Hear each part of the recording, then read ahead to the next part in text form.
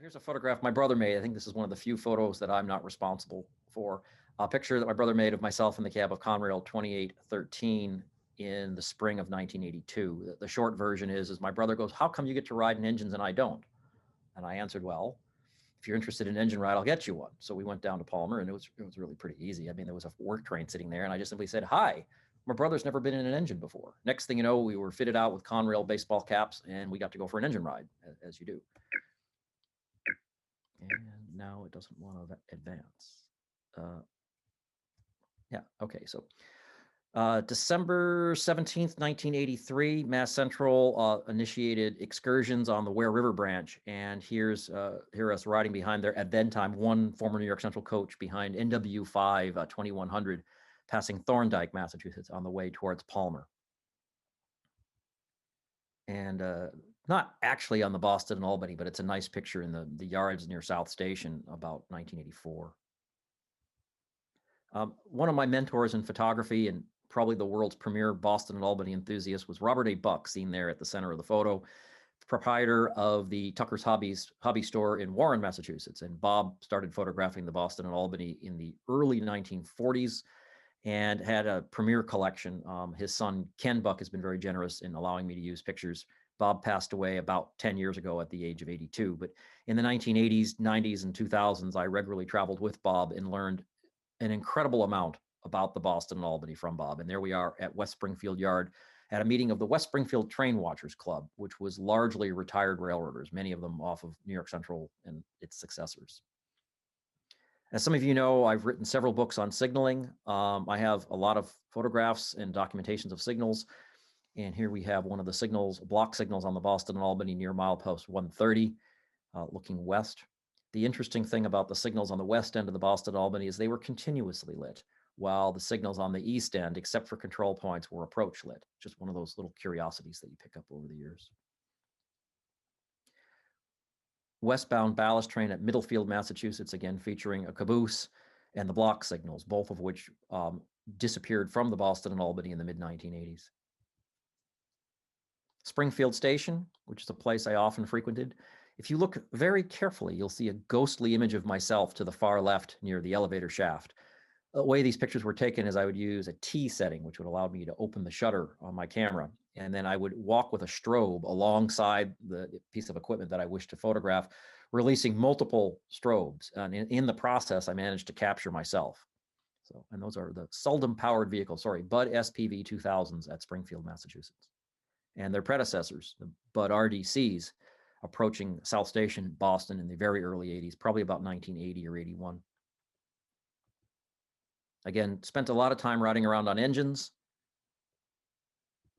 A good friend of mine, now deceased, a Conrail locomotive engineer, Bob Foreman, who often ran the Palmer local.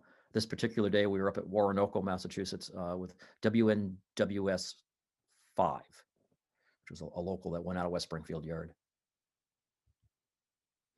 Westbound BOEL, Boston to Elkhart, approaching the State Line Tunnel on the track that was subsequently abandoned. This was the older of the two portals, 1841. Photograph was made with a Rolleiflex. I switched from a Leica to a Rolleiflex for black and white in 1985, and I would often use it in a Super Slide 645 mode. And this used 120 roll film, and I largely used Kodak Verichrome Pan for a number of years. Inspired by Ed Nowak of the New York Central fame. He was the New York Central's company photographer who used a similar film.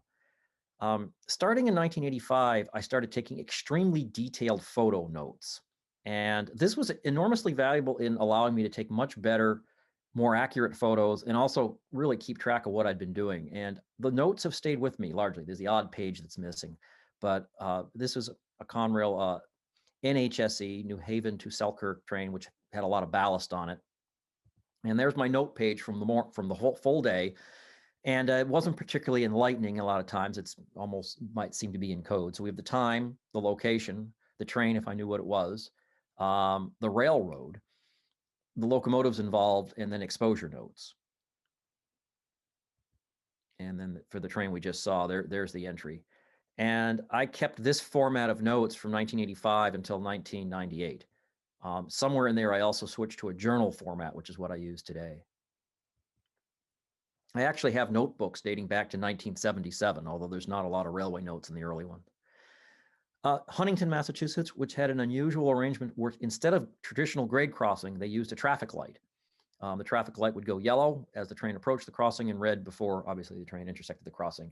Photograph was made in October of 1985 on Verichrome, and it shows to the right the modern grade crossing replacement that replaced the traffic light. And there's a Jordan spreader that was doing some ballast work there. Same day at Palmer, Massachusetts, and a train crossing the diamonds there at Palmer. And the old signal on the Central Vermont side of things that controlled Central Vermont movements over the diamond. On that particular day, Conrail had begun what I call the rationalization of the Boston and Albany, where they started cutting in the controlled switches and began the signaling work for the single tracking of the B&A, switching it from a traditional ABS under Rule 251, a directional double track, if you like, to controlled sidings with centralized traffic control, although Conrail called it TCS and cab signal. The old arrangement at Palmer, a conductor or trainman on the Central Vermont, when approaching the diamond, would press a button on this little box. If the lights were lit, that meant there was nothing coming and you could clear. And if a light was dark, as you see here, it meant that there was something in the Conrail circuit. In this case, it's the track gang down there installing the switch. Twin ledges on the Boston and Albany in double track days. And here we have two freights meeting. It's a rolling meet, SD50 6723 in the lead. Set of light engines drifting downgrade. And we're 131 miles from Boston South Station. Photograph was made in early 1986. And along the Mass Turnpike in Boston, while they were doing the reconstruction, to put in what's now the Northeast Corridor electrified line, and the Orange Line was going in there, and you've got the old Orange Line going over the top. That was the elevated railway, and that was May of 1986. And there's the Eastward Lakeshore Limited with the second F40 in the lead, and an absolutely ancient-looking bus on the right. Conductor Leo Laminucci, who often worked the Palmer Local, unlocking a switch to get through a set of crossovers to get into the yard, Palmer. There's a number of impressive stone arch bridges. Some of them are attributed to the railroad's designer and engineer, George Washington Whistler. This is not one of them. This was built in 1874 by a contractor from Pittsfield. Track gang at Palmer doing more work in preparation for the single tracking. And the day after the single tracking, so we have an eastbound Conrail intermodal train, probably TV8, meeting, I think, the Queen, which was MBSE, Middleborough to Selkirk. And you can see the old westward main has been slewed away, and the controlled siding is in place with the old signal turned away. And the old diamonds having been removed. And one of the problems with the Palmer diamond, as all diamonds, is they require continual maintenance. So here's a gentleman building up the frog on the diamond. I always found the Conrail work crews to be the most friendly. They were very accommodating. You could spend all day with them. They always liked to hang out. They didn't mind posing for pictures. Boston and Albany Freight Station at Palmer. The station was demolished in January of 1989, and I wrote an article for the local paper. Palmer Journal featured a little story by me about the demolition of the building, which dated from the 1850s, I believe. And just west of Palmer in a rock cutting. Top of the State Line Tunnel in double track days, and there's an eastbound. I believe that's actually TV6, although it's a manifest train. They would often fill out the intermodal with manifest from Selkirk. 1987. 1988, there's a eastbound SEPW exiting the east portal of State Line Tunnel. And the west portal of the original 1841 bore that was abandoned in November of 1988. South Station, Boston. John Kahn, who worked for New York Central in the shops at West Springfield in the 1940s, and later was really the mastermind and the lead person behind the creation of the Mass Central. He was the Theodore Judah of the Mass Central, if that's a good reference. And here he is flagging a crossing for a nearly stalled freight on Ware Hill in 1987. In 1986, I transferred from Hampshire College in Amherst, Massachusetts to the Rochester Institute of Technology at Rochester, New York, and studied photography for a number of years. And the style of my photographs changed during that time. The technique became more refined and more sophisticated. Personally, I actually think that the level of my compositions took a while to get back to where they had been before people started teaching me how I was supposed to take pictures. I actually think a lot of my earlier pictures were more interesting, but that's my personal opinion. I did learn a lot about lighting and how to do things photographically. And you have to remember that all these early photos were all on film. Most of the color ones were on Kodachrome. And I preferred Kodachrome 25, which was a very slow emulsion, but very fine grained. Conrail OCS train overtaking an eastbound train near Palmer. Westward TV9 exiting the rock cut at milepost 128.5 west of Chester, Massachusetts. The Connecticut River Bridge at Springfield, just before sunrise, December the 8th, 1992. I graduated from RIT in May of 1989 and moved out to California, where I worked in commercial photography for a number of years. Moving to California, I met Jamie Schmid, who is a Southern Pacific train dispatcher, but also one of the most accomplished Kodachrome photographers that I've ever met. His very sophisticated compositions and dynamic use of Kodachrome inspired my photography much more so than going to university at RIT. And Jamie, like myself, has an interest in signaling. And his photography inspired, and he taught me how to take better signal pictures. Mass Central train climbing out of Palmer along Route 181. I learned to make the use of cosmic effects. So here we have low-level ground fog over the river, the Quabog River, just east of Palmer, and believe that's TV10B silhouetted against the fog as it's rising over the river. Just kind of a cool effect. Mass Central, for a few years, operated a pair of former Burlington Northern Alco Sentries, and here's one of them working the yard in Palmer. And a pair of relatively new SD80 Max, which when they were delivered were the world's most powerful single-engine diesel. They were 5,000 horsepower, 20-cylinder 710. Very popular amongst photographers. I thought they were really cool engines. Conrail wasn't all that keen on them. I heard from somebody inside once that they were the least reliable new locomotives that Conrail ever bought, but they were attractive. That's at Beckett, Mass. Eastbound Lakeshore Limited running a little late at East Brookfield, CP 64, 64 miles from Boston. And there's the station at East Brookfield, which unfortunately was a victim of arson about 2008, 2009. And the Palmer Station, which is now home to the steaming tender, but when I made this photograph in early 1998 was just merely a flea market, and that's the old signals at CP83, since replaced. This was the cover of a book by Larry Lowenthal and Phil Opolowski on the railroads of Palmer. And inside the steaming tender, the day they opened the main hall to the general public, they had been in operation for about a year as kind of a takeaway. You could sit out on the platform and they served hot dogs and things like that. But this was when they opened the dining room.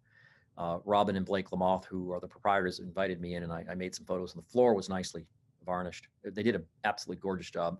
And this was October of 2005. In the CSX era, I've continued to photograph the Boston and Albany, and this is a sequence of Q119 ascending the grade at milepost 128.5 from the top of the rock cut as the sun rises.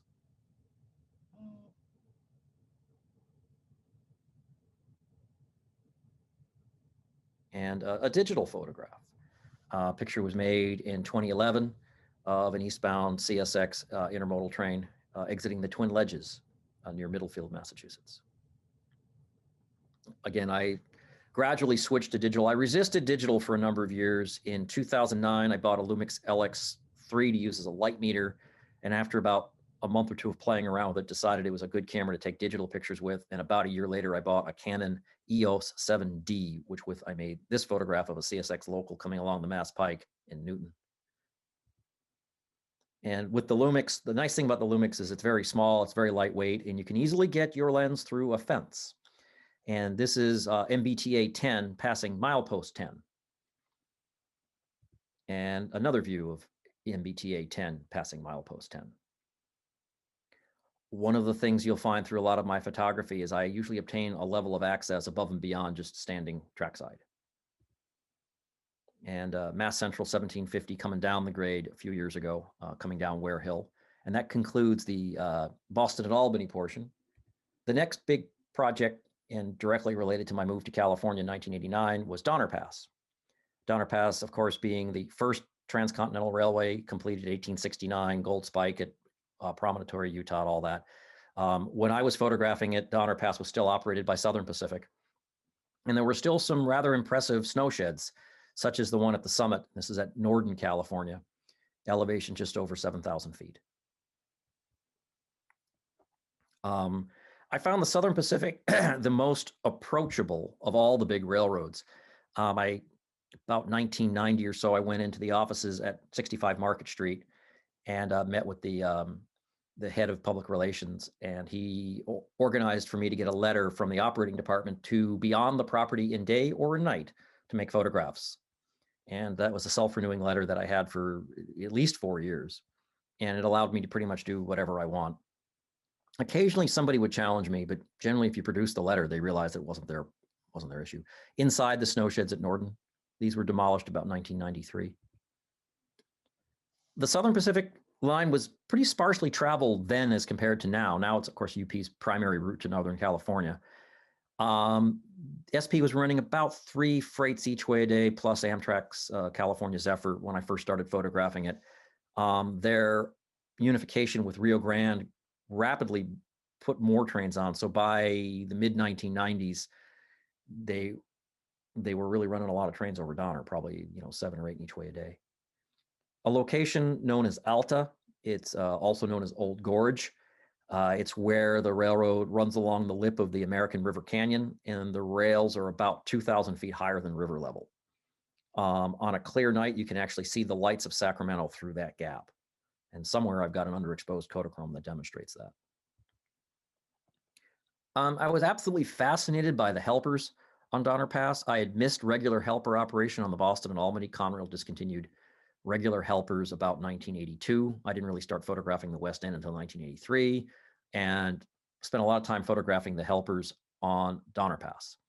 And again, here I had friends in the dispatching office. I lived in Roseville for a while and would often stop in at the dispatcher's office before going up on the mountain. I was then working at a photo lab. I ran McCurry's photo lab in downtown Sacramento for a few months. And I would work night shift. I was the night shift manager. And when I came off duty, I'd go stop into Roseville and spend a couple hours in the dispatching office and then figure out where the trains were and then find myself some appropriate place up on the mountain. Troy. And if you look about halfway through, you'll see there's a tunnel, and that was a disused tunnel where the original line had gone underneath a rock and the more modern Harriman alignment had gone outside and around it. A very, very difficult photo to make. This was on the original alignment, the 1869 alignment. And to get to this location, you had to walk through about a mile of tunnel. The bigger problem is they didn't regularly use this line, and it was signaled in the westbound direction. I bumped into a dispatcher friend up at the top, and he explained that for whatever reason, they were doing some work on the newer line. So all the trains were going to be routed via the older line. So we walked through the tunnel ahead of the train, climbed up here, and I could hear the roar of the SD45 tunnel motors, SD45 T2s, as I realized that I was already on frame 37, which is kind of a bad thing. So I got literally one opportunity to make the photograph. The line has since been abandoned. The snow shed has since been removed. The locomotive may be in service on New England Central or somebody else that operates former SP tunnel motors. Very briefly on Donner Pass, there was what they called the Transisco Tour Train. It was a private train that operated from San Jose to Reno, I think twice a week. This was the inaugural run coming up through Truckee, California. They had a pair of former BN F-45s to power the train and a nice collection of domes. Amtrak number 5, the westward California Zephyr, on the original alignment, passing through tunnels 6, 7, and 8. 6 is the closest one to me. The train's in the middle of number 7, and he's just about to come out of number 8. And that's Donner Lake in the background. Donner Lake is where the infamous Donner Party had their demise. It predated the railroad. And a westbound freight, or westward freight, passing through tunnel number 7. Photographing trains on the number 1 track was especially difficult because they didn't run much that way. It was a longer route, and they preferred to run stuff through the Big Hole, Tunnel 41, which is about a mile to the south and goes through the mountain as opposed to around it. Stanford Flat, this is where the railroad loops into Coldstream Canyon and then loops back up to gain elevation, and it would get some really nice light there in the afternoon. I would regularly drive in here and then wait for the right train to come. Yuba Pass, shown on highway maps, is Yuba Gap on the Southern Pacific before this part of the railroad was single tracked. It was summer of 1994, I believe. The best part of Donner was the winter. It was also the biggest part, the biggest challenge. Photographing snow on Donner was extremely difficult because there was so much of it. In the winter of 1993, a series of storms produced about 20 feet of snow without any exaggeration. And so I made a series of trips to photograph trains with lots of snow on the ground. This is a westward coal train, again at tunnels 6, 7, and 8. I think I've shown you like probably 4 of the 5 trains I ever photographed here. I mean, this was a very difficult thing to do. It's a coal train, the SNTAC, Skyline Mine to Torona Coal unit train, originated on the Rio Grande. Snow sheds on track 1. This photo appeared in CT Seaboard magazine sometime in the early 90s. Floreston, this is the location. There was a dam at Floreston. There was also some narrow gauge railway at one point intersected the Southern Pacific here. It was long gone, but if you look towards the back of the train, you can actually see some of its right of way where it ascended the hill to get over the mountain. And this was after that series of big storms in 1993. So here we have a snow service Jordan spreader clearing the way for a rotary plow, which will follow it. And here's a set of rotary plows working west of Truckee. And again, they had to call out the rotary plows because there was so much snow that simply spreading it wouldn't really do the job. You needed to get it up and away from the track. And the rotary plows spent 3 days in 1993 clearing the line. It was the first time they'd been out on Donner in about 7 years. And I can say this was probably the most amount of snow I've ever seen on the ground. I'm standing upon a drift that's easily 20 foot above rail level, which in retrospect was probably not a very smart thing to do, but it did allow me a good advantage point. So here's the rotary plows clearing. This was the Harriman realignment of the 1920s. And here's the plows coming back on the original main line. Those are the snow sheds at Norton that I'd pictured at the beginning of the Donner Pass program. So you get a sense for how tall they are. And that gives you a sense for how much snow there was on the ground. Here we are again at Coldstream Canyon, showing the 2 levels of track. So there's a big, huge horseshoe. Track comes up from Truckee, loops into Coldstream Canyon, goes around Stanford Curve, and then comes back up and then goes into the tunnels at Andover. Yuba Pass, a one-of-a-kind photo, never to be repeated. This was the first set of GE wide cab diesels. They were Dash 9s built by GE at Erie. This was their very first trip over the mountain. Then the very next day, the track that the train is running on was taken out of service forever. I was hoping to get the vista at Alta, where you're 2,000 feet higher than the river level. This was Halloween Day, 2003. I was photographing with black and white film.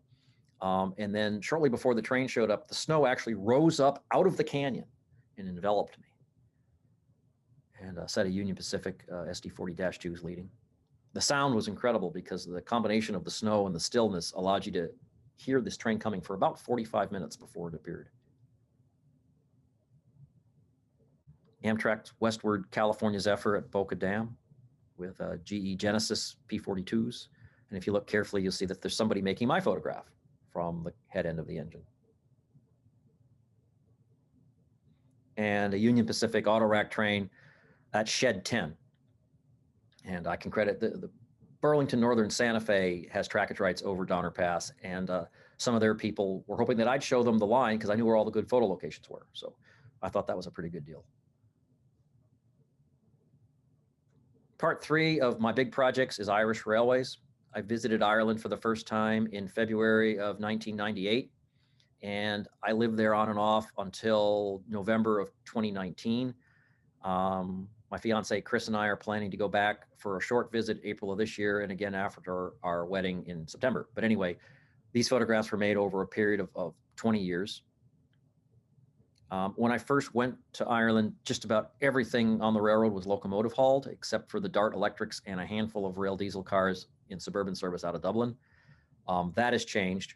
Almost everything now is rail diesel cars, and there's just a handful of diesel locomotives, mostly on the Cork trains, the Enterprise to Belfast, and a handful of freight trains. The 201 class diesels were built by Electromotive at London, Ontario. Relatively modern diesels, technologically equivalent of like an F59 PHI, but in a double-ended car body and a 6-axle bogie, and it's a lightweight 6-axle engine. My arrangement with Irish Rail was very similar to my arrangement with Conrail. There's the DART, which stands for Dublin Area Rapid Transit, literally ripped off from the BART in California, and that's at Pearse Station in Dublin. Pearse Station, formerly Western Row, has the claim to fame of being the oldest big city terminal in continuous use in the world, opened 1834. Bag cement train at Thurles with locomotive 166, which is being scrapped this week. It's not been in service for about 12 years, and there's a preservation group that I'm involved with, actually very similar to 470 Club, that has acquired several of these. This one is just for parts.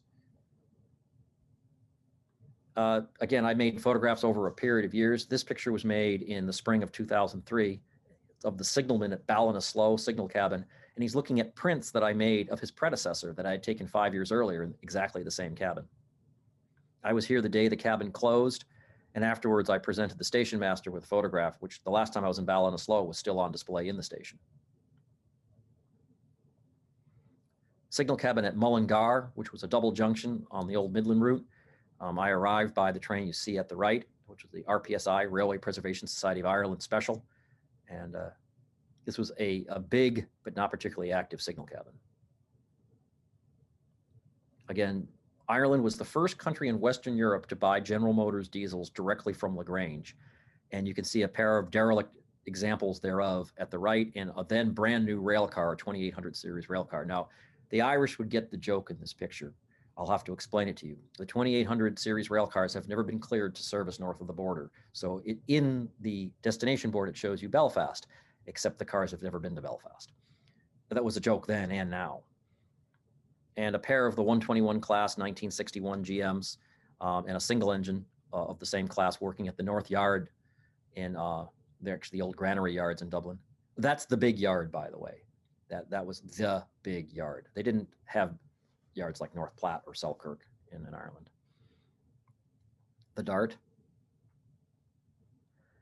It's cloudy a lot in Ireland, and I've always done black and white photography, and I found that black and white really suited Irish Rail. So I made probably 15 to 20,000 black and white photographs in Ireland over a 20-year span, intermixed with color. If you look carefully, I make a cameo appearance blurred in the mirror there.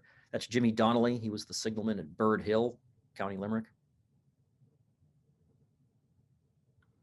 And signalman Terry Donovan at Houston cabin in Dublin about a week before the cabin closed and was demolished. One of the things that Irish Rail did while I was there is when I first went there, they had 50 or 60 active signal cabins and largely mechanical signaling. And they gradually replaced most of that with modern, what they call mini CTC, using axle counters and color lights. But in the first 10 years I was in Ireland, there was an awful lot of mechanical signaling to be photographed. That's it. Caloocan on the Sligo line. And the hands of signalman Donal Flynn setting a signal at Caloocan. I spent a lot of time with the weed spray train, which was probably the best rail fin excursion I've ever been on. You never knew where you were going. You never knew where you were getting back. Didn't have to pay for anything, and the lads were a lot of fun, and they let you play with the train if you like. So I got to run the train, spray the weeds, whatever you like. The more work you did, the less they had to do. So here's the crew. From right to left, we have Eamon Jones holding the staff. He was the driver. Patrick O'Neill, who was the inspector. The signalman at Castlereagh, which is where we were. Sean Brown, who ran the Castlereagh Hell's Kitchen pub. Jerry, who was the fitter. Dom, who was the guard. And I believe that's John from Abbey Leaks on the far left. We were in the loop at Castlereagh for about 2 hours. So I called up Sean Brown and he came down and collected the crew and brought them up to his pub. The significance of his pub is it's a railway themed pub with a locomotive inside the pub. So the lads got a big kick out of that. The important part of the weed spraying train was that it sprayed the weeds. But that's not the reason most of the guys like to travel on it. It was a lot of fun. We got to go all kinds of places. There's Eamon Jones, the day of his retirement at Limerick. In Ireland in general, in an Irish rail, you are retired on your 65th birthday. And it's not really an optional thing. Signalman Sean Ryan at Carrick-on-Suir. And he's using an ETS instrument. It's a telegraph instrument, and it's how he contacts the other signalman. And it also allows him to release the staff from the machine with the cooperation of the signalman at the other end of the block. And that's how they dispatch trains over a good portion of the secondary lines in Ireland, or they certainly did. This signal cabin is actually still there, but most of the ones that I had photographed are gone. And there's Sean handing up the staff to a laden beat train rolling through at speed. Well, probably 15 or 20 miles an hour. And the station had a bit of an incident with a fire. So the roof was missing at the time. Sugar beet was a big crop in Ireland, and Irish Rail moved a lot of sugar beet in season, which ran from early October through about middle of January. The trains were all scheduled, and there were about 6 to 7 trains in each direction a day on these branch lines with mechanical signaling and single track, and it was really a pretty cool thing. I got to know most of the drivers, most of the signalmen, and got a lot of fascinating pictures. The sugar beet ended in January of 2006. The sugar factory was closed. The locomotives that hauled the sugar beet were cut up, as were the wagons, and the parts of the sugar factory were sent to China, I believe. Signalman Pius at Carrick-on-Suir, looking through an album of pictures that I gave him to. Pius would never admit to having any interest in railways, but he always looked at all the pictures. Sugar beet on the main line near Two Pot House, County Cork. And a locomotive 076, another General Motors product, at the sugar beet factory at night. And the sugar beet factory, of course, was completely off limits, unless you talk to the guard.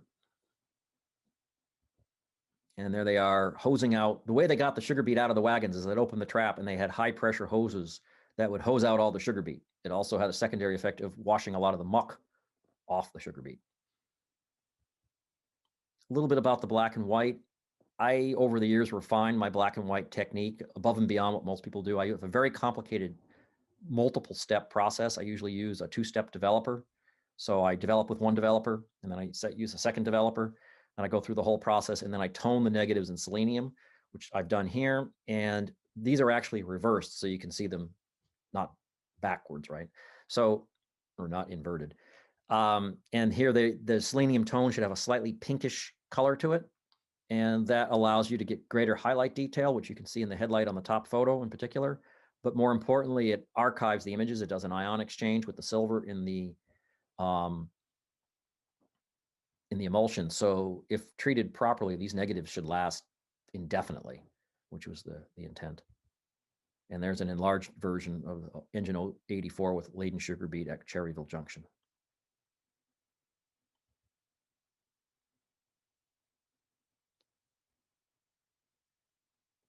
The Barrow River Bridge at Monasterevin.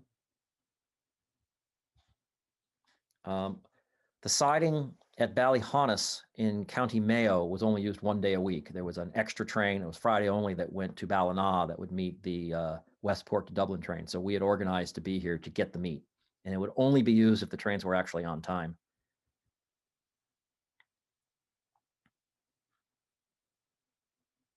That's the view from my apartment along the River Liffey in Dublin. And it's a Guinness train. A gatekeeper on the Waterford to Limerick Junction branch. A lot of the gates then, as now, were manually operated. So the gatekeeper would get a signal from the signalman, usually either a sequence of bells or a phone call, depending on the nature of the cabin he was in, and then he'd work the gates manually. Train cannot pass the crossing until the gates are closed against the traffic. They don't have a lot of grade crossing accidents in Ireland. All trains have to be brought in. Most come in by boat. Locomotive 201 came in on a Ukrainian-built Antonov Soviet-era jet because it was a little late from EMD. But here's a rail car, a Spanish-built rail car coming from CAF. And that was the first one of the 2900s to be lifted out of the boat in January of 2003. And a more modern rail car, it's another one of those 2800 series ones with a new paint scheme inside the paint shop at Inchicore. And some of the most modern trains are these Hyundai Rotem. They call them intercity rail cars, or ICRs. They're 22,000 series. There's an awful lot of them. Most of the passenger services are now with these rail cars. Also, to increase capacity on the Cork-Dublin main line, they added a short section of quad track. This historically was double track, but they added another 2 tracks so they can have a fast line and a slow line in each direction.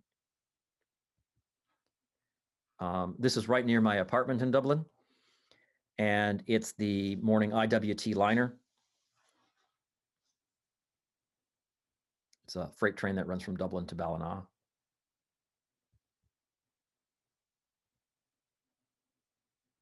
And same type of locomotive on the Cork train. And if you look carefully in the distance, you'll see there's a ballast train in at the Houston sidings. Again, this was on black and white film. Spent a little bit of time here and there up in Northern Ireland. That's at Whitehead, which is the RPSI base at Northern Ireland, Railway Preservation Society of Ireland. It's where they maintain their steam locomotives. It also has kind of a nice station arrangement. And that's at the grade crossing at Moira.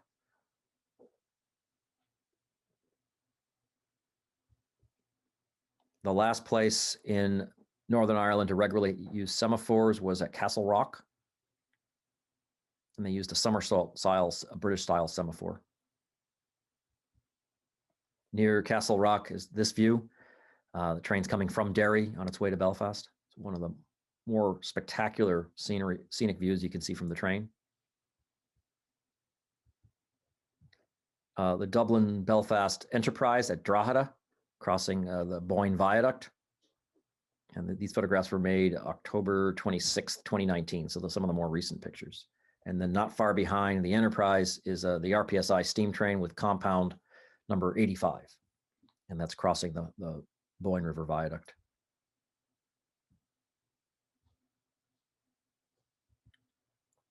And the same day, there's number 85 at Laytown, crossing an inland estuary off the Irish Sea. 85 is a very late era compound. It's a 3-cylinder compound built by the Dundalk Works about 1935. That's driver Ken Fox. Significant about this picture, I think it's the only time that I actually had a piece of paper authorizing me to be in the cab, and which was not done for my benefit. It was mostly done to annoy someone who couldn't get such a piece of paper. So they issued me one as kind of a joke. And 85 meeting one of the modern rail cars at Thurles. The crew on 85. The man in the center is Lar Griffin. He's an inspector on Irish Rail. He's high mucky muck. I've known him since he was a mere engine driver, so he's a pretty good guy. He facilitates things.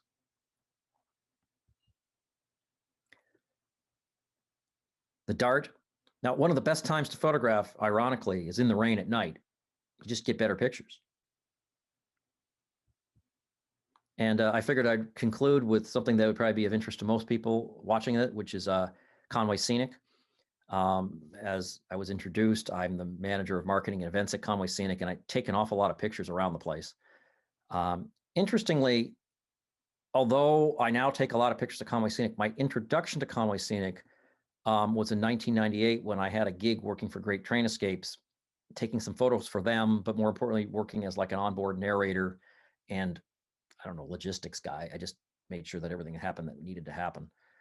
So here's a couple of pictures from 1998, 1999, when Conway Scenic had some pretty different locomotives running around the place. These are the two engines known as the sisters, former Canadian National FP9s, now PAR 1 and 2. They're the engines that haul Pan Am's the executive company office car train. What's interesting to me now is that I photographed some of the junk around the turntable that was then out of service. So here we have a former Portland terminal Alco switcher that I believe now is on the Down East Railroad in Maine. It's one of these railroads that I don't really know much about. And to the right of it is a locomotive 108, which was a Prairie type steam engine that I'm told is now in Texas in pieces. Both of these obviously left the property after I was here in 1998. I'm not saying they left in 1998. They left after I was there in 1998. And 573 is still alive and well. This again, the photo was made in 1998 or 1999, and that's the Valley train as it looked then. And now to some more recent pictures, which are largely digital. There's MOD, Dick Osterhout, and something that's just come up on my screen there. Okay. And we have locomotive 7470, which was making its debut after being restored to service in 2019. You can see that some of the boiler lagging has not been reinstalled yet. A photo I made in early June 2019 that I've got an awful lot of use out of since then, that milepost 64. There's the Valley train coming back from Bartlett. And I've used this in a lot of ads, including newspapers, billboards. It's just a very useful picture. It was made with a Zeiss hologon, a 12 millimeter hologon on my old Fuji. Inside the dining car, Hattie Evans. These were staged publicity pictures. We'd hired some actors and whatnot a few years ago. And this was part of a campaign that we were running to promote the dinner train. Conway Scenic founder Dwight Smith and his friend looking at the 7470 in the summer of 2019. Until about a year and a half ago, Dwight would regularly come by and visit with us. I'm told he just turned 97 maybe a week or two ago. Another staged photo I arranged to bring, which was then the Notch train, up to Crawford overnight. We laid over overnight at Crawford and then did a series of photo shoots coming down the mountain the next morning because I wanted to get nice morning photos on the mountain with the whole train. And that's a time exposure where we'd actually arranged for the Appalachian Mountain Club to come and turn the lights in the station on and off. I'd want them on for about 5 seconds and then off so they wouldn't overexpose because the rest of the picture's lit by the light of the full moon. The Valley train passing one of the graveyards on the Conway branch.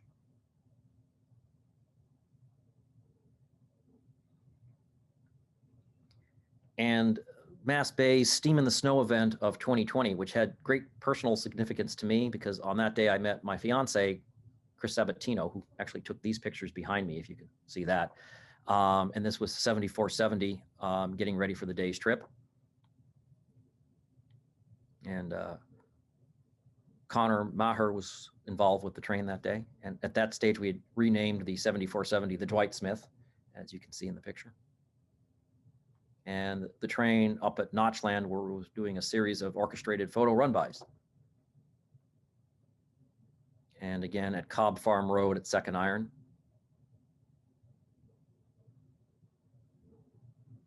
And one of the things that I've been working hard in its creation and promotion is the snow train. Historically, after Steam in the Snow, the railroad shut down for a number of months. We don't do that anymore. We run Snow Train. And so this was the first season of Snow Train. And I'm actually standing on a snowbank to get a little bit of elevation. But Snow Train started out very well, and it's gotten even better. The figures for January this year were up 17% over last year, and there was no year before. So we originally just started running it in February. This year, it's been doing very well. Interesting little bit of tidbit. If you stand on the platform at North Conway on a day like today, you can actually see Mount Washington there. If you look above the freight house, that is Mount Washington. In the summer, you don't see much except leaves, but in the winter, you can get a glimpse of the mountain. 4th of July, 2021. We do what we call Firecracker Express, which brings people from Conway to North Conway to view the fireworks. It's a pretty popular event and a great time to get a picture of a train with fireworks. And again, I'm responsible for a lot of the advertising. And I made the photo you see crossing at Frankenstein in the fall of 2020 And this picture appeared on a lot of our advertising in the last year and a half.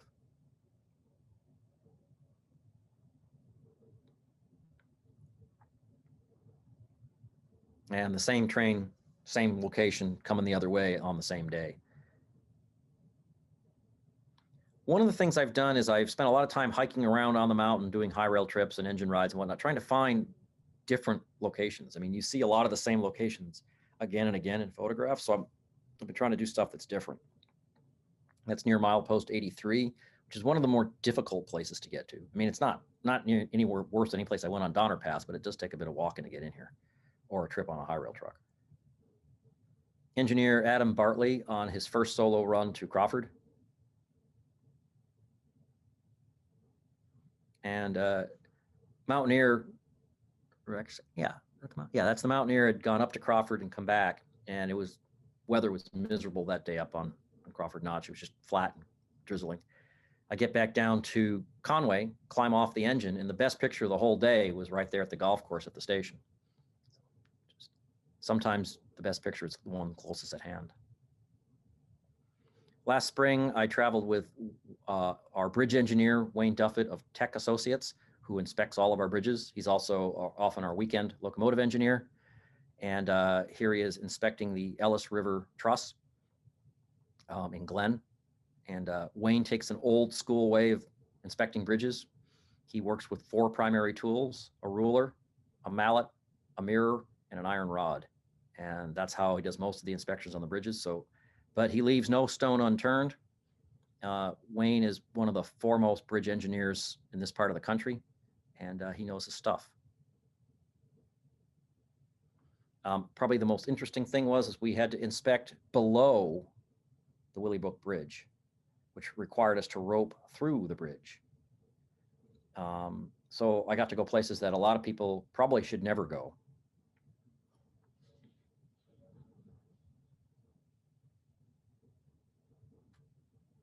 And then to get down from the bridge, we abseiled, I guess is the correct word, from the center pier down to the ground, which I'd never done that before. And there's another view of the bridge from fall of 2020. And that, of course, is the 470 Club trip, where it conveniently snowed for us. And I've told the story before, but I'll tell it again. We get up to the Hattie Evans house where we made these photographs, and a woman got off the train, and not a railway enthusiast, I would assume. And she comes up to me quite upset, and she wanted to know when we put the snow here. And I'm like, we didn't. I go, it's coming down as we speak. I go, God put the snow here if you like. And she goes, well, it's too soon. And I realized then that some of the people that ride our train really don't get it. I don't know how to put that in a nice way. So we get up to Crawford and there's even more snow. I mean, how cool is that? That was like, what, 3rd week of October?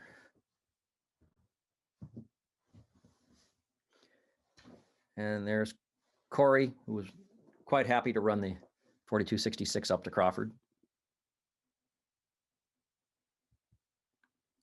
We make use of 4266 when we need to, I guess.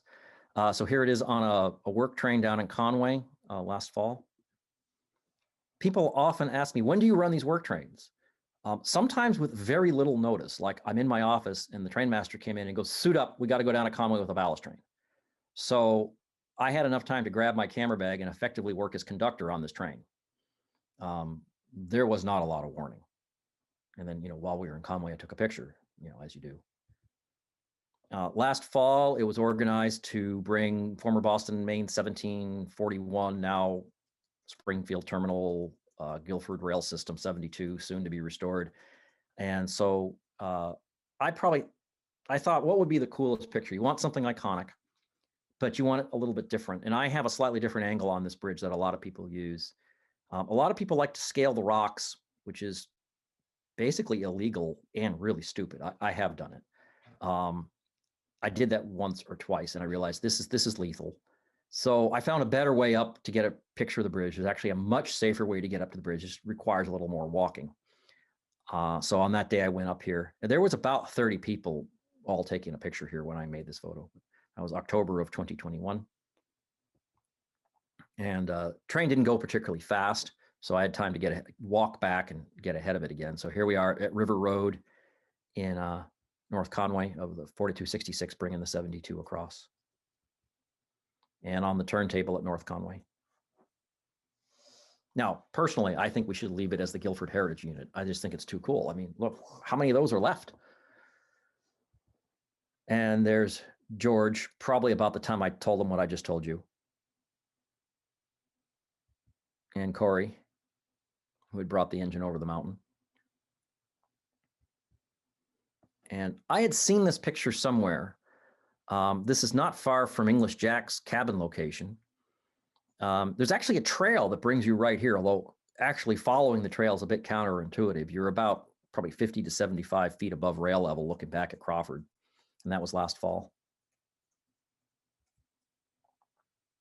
And a much cliched location, but it's still a nice place in the autumn to get a backlit photo of the mountaineer coming up the hill, which is right at the gateway, just east of the rock cutting by where the old semaphore stood. And in fact, if you look to the bottom of that view, you can see the base of the mast for the old semaphore. Uphill mountaineer. And at Willie Siding coming downhill in the fall. And at Glen, right by the entrance to the Glen Ellis campground. And this was on last year's, the 2021 470 Club trip. And that's coming up at Frankenstein, 573 in the lead, and I'm in the cab at the 4266. We organized some impromptu photo stops, including this one at the Willybrook Bridge. And this one was a scheduled one at Quebec Junction. My challenge was to make sure, even though we'd done some photo stops and had to do like rearranging of the engines at Fabian, that we needed to get to Quebec Junction before the sun came around too much. Otherwise, we wouldn't get light on the front of the engine. So I had a bit of a schedule. I had kind of mapped a lot of this out previously as to when and where we needed to be based on the sun angles. Not properly on Conway Scenic, but when we got our 255 last fall, 255, of course, being a former Maine Central Jeep 38. At the time, it was Vermont Rail System 203, and it was delivered to us routing via Pan Am to SLR at Danville Junction. And this is on the SLR passing Gorham before being interchanged with the New Hampshire Central at Groveton. So that was the westward St. Lawrence and Atlantic freight with 394, again, like October of last year. I think it was actually Halloween or the day before. And there's 216 and 255, as we now call it, in the yard at North Conway. The last Mountaineer, which was, I think, the only time we used 255 on the Mountaineer. I can't promise that I was gone for the previous week, so what happened in the intervening time, I'm not really sure. But we were actually, Chris and I were coming back from Pennsylvania, and I routed us over Crawford Notch to intercept the Mountaineer at Crawford. It helps when you make the schedules, you actually know where the trains are. This picture I've got a lot of use out of. I made it last year of the snow train at North Conway on a particularly pristine snowy morning. So there's the ad as it appears in a lot of places. It's actually on a billboard outside of the tunnel out of Logan Airport a lot of days. And there's the original photo. Again, exposed with my Fuji with the 12 millimeter Hologon, which is a very, very unusual piece of glass. Santa Claus on last year's Santa train, and there's the 255 down in Conway. We know that Santa prefers 255. And very, very briefly, we had engine 7470 back under steam last year. You probably know the story behind this, but we needed to get the engine back in steam. We got the engine back in steam, and the FRA approved it for service. And then through a series of unfortunate mishaps, a fire started in the cab and it damaged it. So we never actually got to run a scheduled fan trip or public trip. That's just one of those very unfortunate and extremely frustrating things that happens. But here's its first trial run after being restored to service, and that's it coming up the hill at the golf course. This is like an ISO, I don't know, about 20,000 with my Nikon. It was getting pretty dark.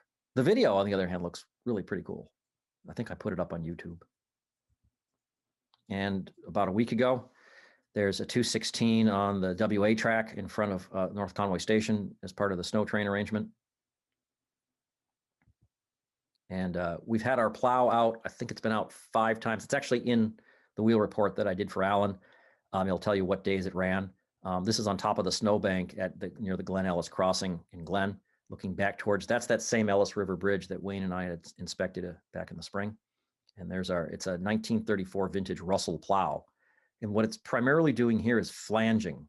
The real advantage of this machine is not the ominous scoop at the front, but the flanger, which is behind it, which clears the flangeways and prevents derailments. And there she was last Friday. Wasn't particularly cold, but the snow was very deep. One of the things is when the snow kind of turns to concrete, it kind of explode into these puffs that it does when it's loose. So this plow is moving a lot of snow. I mean, it was up to my waist. It was, like I said, a good 4 feet of snow, but it was doing its job that day. And that's right at the Glen siding. And to conclude all of this, here's our caboose down at Conway, right after the conclusion of the last Santa Express last December. And that's our shop foreman, Louis Edmonds, and our customer service manager, Greg Neptune, standing in front of the caboose. I guess if you want to open it up to questions, what I've done here is I've kind of listed some of the equipment I've used more or less in chronological order. I've not included every single lens, but I included most of what I've done to photograph the pictures taken in this program. Since that's the theory behind tracking the light, is I tell you a little bit about the process, the cameras, the technique, how I get the pictures. It's not just a showcase of the very finest photos. So if there's any questions or comments, pronunciation suggestions, I will do my best to answer them.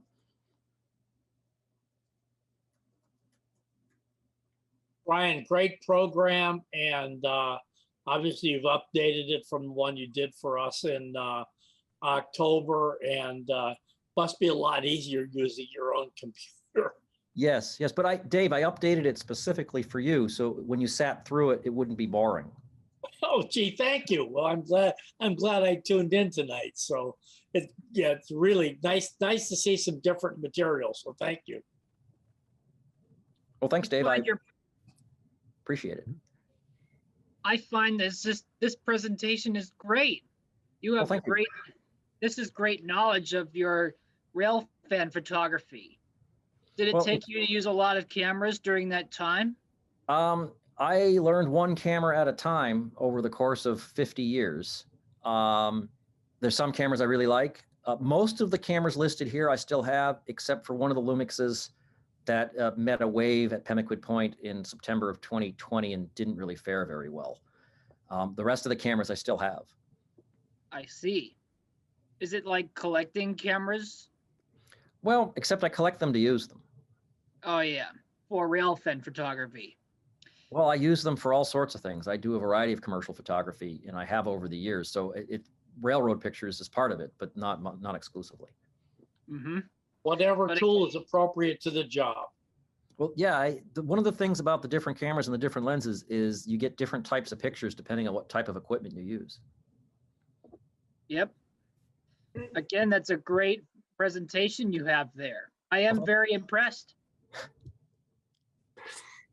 I was impressed with the black and white using the Leica. Thank you. My uncle, Vinton Neal, who worked for the Boss of Maine, was an amateur photographer. And when we sold the family farm, I found over 4,000 photographs that he had taken all over the country from the 1948 through 1955. And I started to print some of them. He had a Leica camera. I don't know what the model was, but they were crystal clear today as the day he took them when you developed them. The Leica cameras they're absolutely incredible, which is one of the reasons I use a Lumix now, because a Lumix is actually it's a Leica camera. It uses a Leica lens. It's actually very similar to the camera I would have been using when I was a teenager. What camera would you recommend for today? If you can find like a Lumix LX7, I often recommend people that because they're small, they're lightweight, they have incredible optics. You can use the camera in full automatic, but it also allows for fully manual control of the shutter speed and the aperture if you so choose. It has a small zoom, which gives you a range that covers most of what you need for day-to-day photography. The output of the camera is outstanding. I've taken magazine covers with that.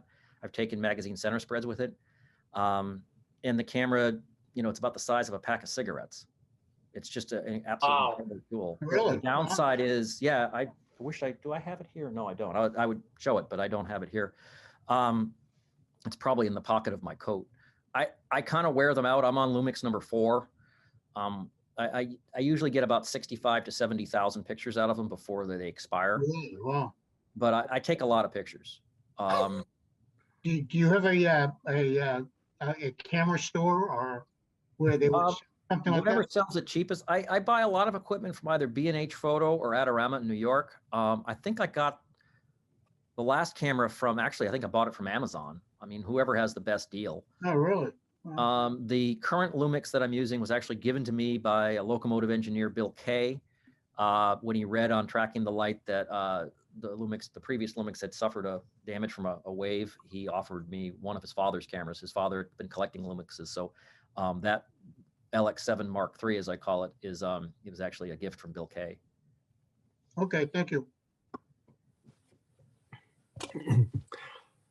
I just want to say that Lloyd has sent a number of pictures that his father, I think it was, took, and of Mass Bay trips over the years, or RRE trips, and we're very grateful to have those. That's an incredible record to have pictures from that era too. Hey, Brian, I've been on an Irish train. Okay. This is 1985. I was 18 years old. My mother's from Ireland, so I was visiting her family and did plenty of drinking. And the day that we were returned to Dublin, I had a really wicked hangover, and the brakes and the wheels were really, really squeaky. Were they squeaky for you too as well? They were, if you were probably traveling on the Cravens, which would have had a cast iron brake block, as did the brakes on the locomotive, and it's a vacuum brake rather than an air brake. So one of the characteristics of the vacuum brake is not much happens when you first apply the brake, and then when it comes on very hard. So whenever you make a stop, you get a lot of squealing. Was it loud?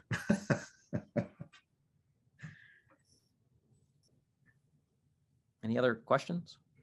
Oh, I have a question for Eric Barnes. We've recorded the program. Eric, do you think this will be available on the club's blog?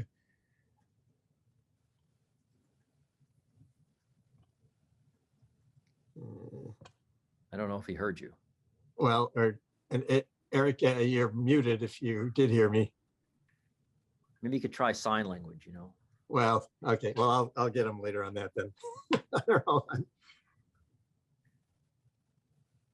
Anyone else? Actually, I'll go one more slide. If you want to know about, I do the Tracking the Light every day. I post every morning. In like the last 9 years, I think I missed one once, and it wasn't my fault. The system was down. But yeah, every morning there's something new. Today was an Irish Rail photo at Kildare. I haven't actually done tomorrow's yet. So as soon as I'm off the air here, I need to actually do tomorrow's Tracking the Light. It covers mostly rail subjects. Occasionally I'll throw something else in to see if people are paying attention. But yeah, You'll take a break during your honeymoon, Brian. What? I hope you'll take a break during your honeymoon. I might have to put up a test pattern. Your fans will understand. So will your wife. I hope so.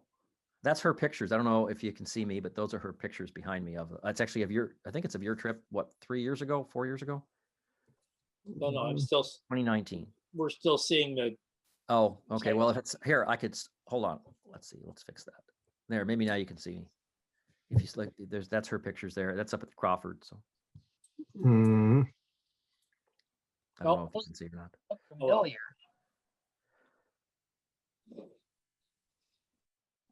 So there you are. Anything else? Good job. Thanks, Well, Dave. Glad to Good see you. job, Brian. Thank you, Brian. Yes, very Thank good you, job, Brian. Brian. Again. If you'd like me to do it again.